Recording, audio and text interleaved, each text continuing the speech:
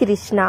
प्रिय भक्तजनों, आप सभी को मोहिनी एकादशी की हार्दिक शुभकामनाएं। आज के इस वीडियो में आप श्रवण कीजिए मोहिनी एकादशी की संपूर्ण व्रत कथा। आज के दिन व्रत करने वाले सभी भक्तों को इस कथा का पाठ करने या फिर सुनने मात्र से 1000 गौओं को दान करने के बराबर पुण्य फल की प्राप्ति होती है और ऐसा भक्त अंत में भगवान श्री विष्णु की कृपा से मोक्ष को प्राप्त करके वैकुंठ लोक चला जाता है। तो आप लोग बड़ी ही श्रद्धा और प्रसन्न चित्त मन से इन कथाओं को पूरा अवश्य सुनिएगा।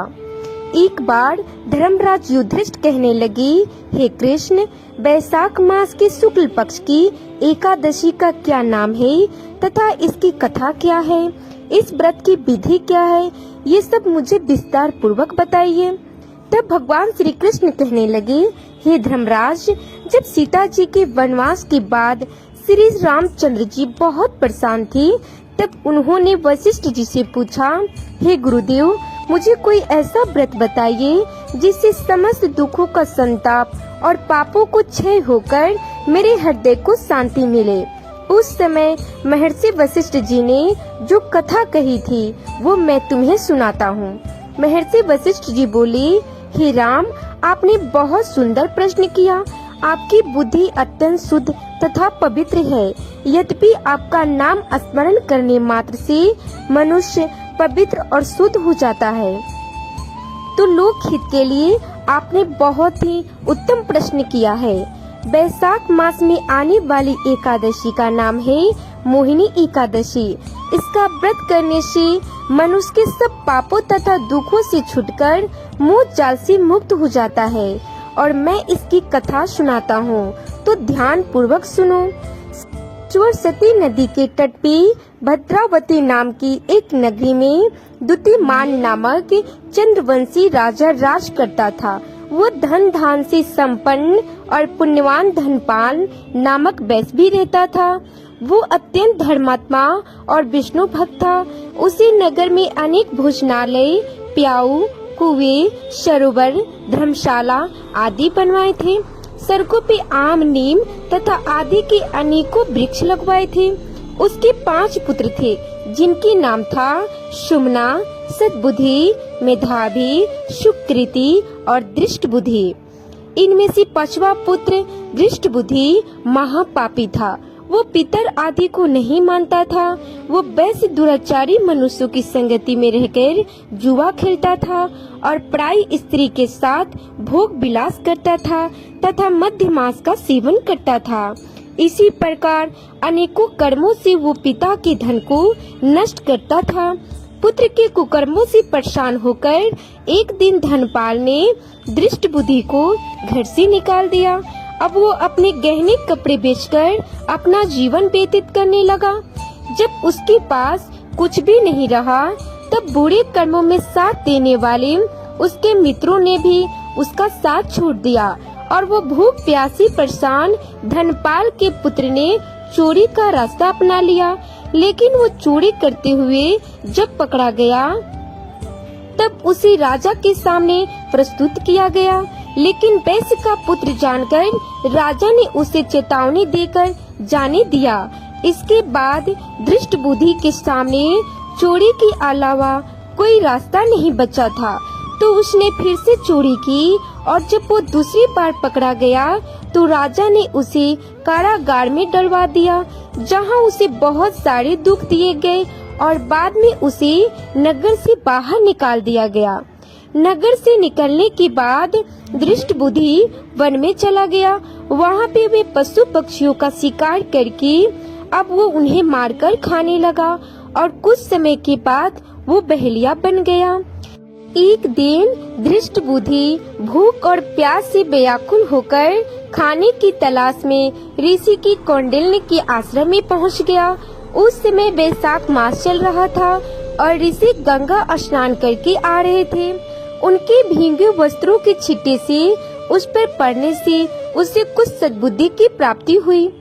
वो कौंडिन्य मुनि से कहने लगा हाथ जोड़कर, हे मुनि, मैंने जीवन में बहुत सारे पाप किए हैं।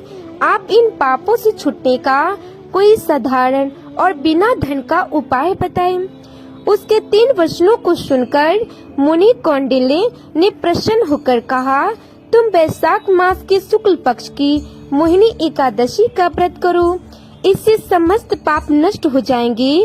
मुनि के वचन सुनकर वो अत्यंत प्रसन्न हुआ और उनके द्वारा बताई गई विधि के अनुसार उसने व्रत किया। हे राम, इस व्रत के प्रभाव से उसके सभी पाप नष्ट हो गए और अंत में वो गरुड़ पे बैठकर श्री विष्णु लोक चला गया। इस व्रत से मोह आदि सभी नष्ट हो जाती हैं। संसार में इस व्रत से बढ़कर कोई श्रेष्ठ व्रत नहीं है। इसके महात्म्य को पढ़ने से अथवा सुनने मात्र से 1000 गौ दान का फल प्राप्त होता है। मोहिनी एकादशी की ये कथा वैशाख मास के दान पुण्य देने में सक्षम है। इसीलिए हर मनुष्य को ये व्रत अवश्य रखना चाहिए और इस कथा का पाठ भी करना चाहिए। इस प्रकार धर्मराज जी को मोहिनी एकादशी व्रत का महत्व सुनाकर भगवान श्री कृष्ण मौन हो गए। तब धर्मराज ने भी विधि विधान से इस व्रत को किया और श्रद्धा से किया, जिससे उन्हें भी अंत में वैकुंठ की प्राप्ति हुई। एकादशी की व्रत रखने वाले भक्तों को इस दिन सुबह जल्दी उठकर स्नान करके साफ स्वच्छ धारण करने चाहिए। फिर सूर्य देवता को अर्घ्य देना चाहिए। भगवान विष्णु की प्रतिमा के सामने हाथ में तिल और जल लेकर मोहिनी एकादशी व्रत रखने का संकल्प लेना चाहिए। इस प्रकार कि हे श्री हरि, आज मैं पूर्ण श्रद्धा और भक्ति भाव से वैशाख शुक्ल एकादशी, जिसका नाम मोहिनी एकादशी है, इसका व्रत रखने जा रही हूँ या जा रहा हूँ।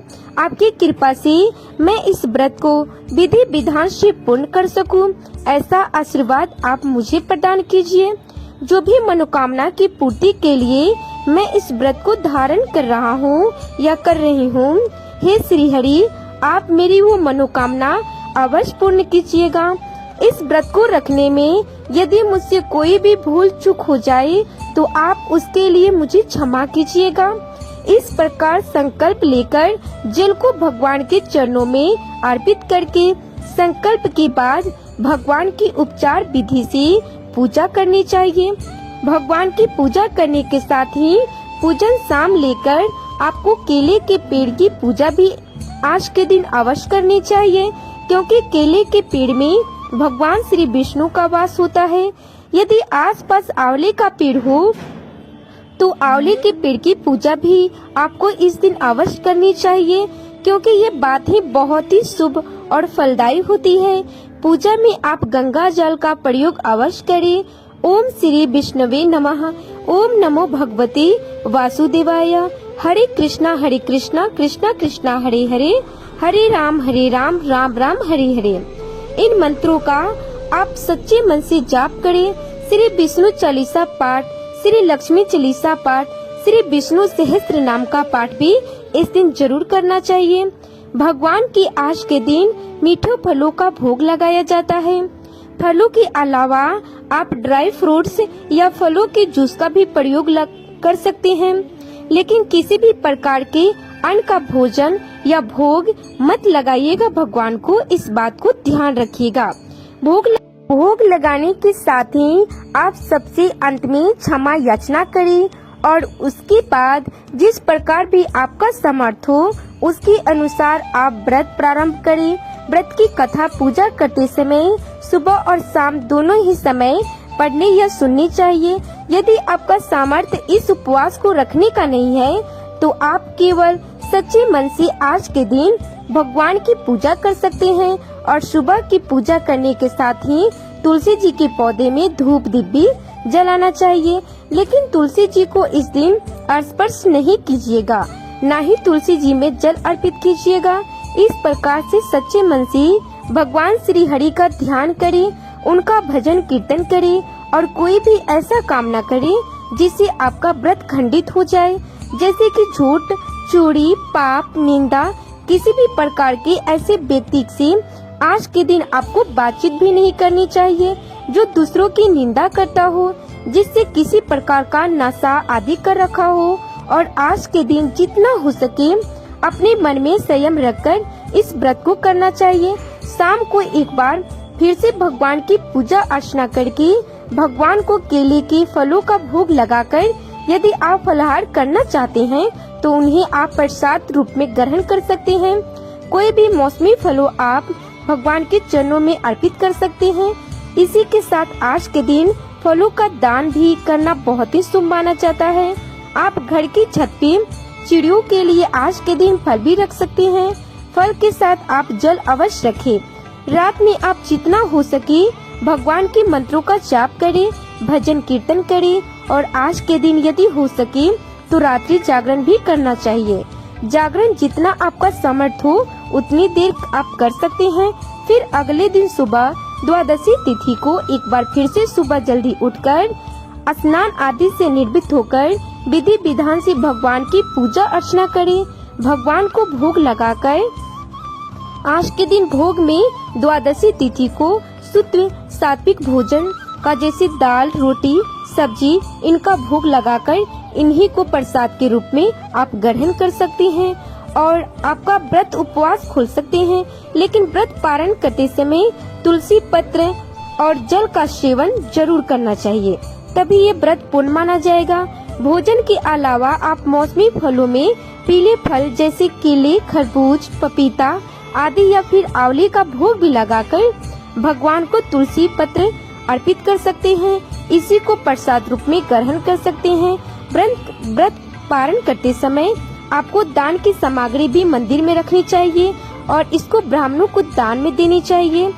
पारण करते समय आपको भगवान के समक्ष बैठकर हाथ में जल लेकर दाहिने हाथ में 3 बार जल लेकर और एक तुलसी पत्र लेकर आचमन करना चाहिए और उसके बाद एक तुलसी पत्र को रखकर आचमन करना चाहिए और उसके बाद भगवान से क्षमा याचना करनी चाहिए कि हे श्री हरि, मैं सच्चे मन से मोहिनी एकादशी का व्रत धारण किया और आज द्वादशी तिथि को मैं इस प्रकार का पारण करने जा रहा हूँ। अपने द्वारा किए गए एकादशी व्रत का पुण्य मैं आपके चरणों में अर्पित करती हूँ। हे श्री हरि, जो कोई भी भूल चूक इस प्रकार हुई हो उसको आप मुझे क्षमा कीजिएगा। ये भक्तजनों, आप इस बात का ध्यान अवश्य रखिएगा कि व्रत का पारण आप शुभ मुहूर्त में ही करें, वरना व्रत अधूरा माना जाता है। तो एक बार प्रेम से बोलिए श्री लक्ष्मी नारायण भगवान की जय।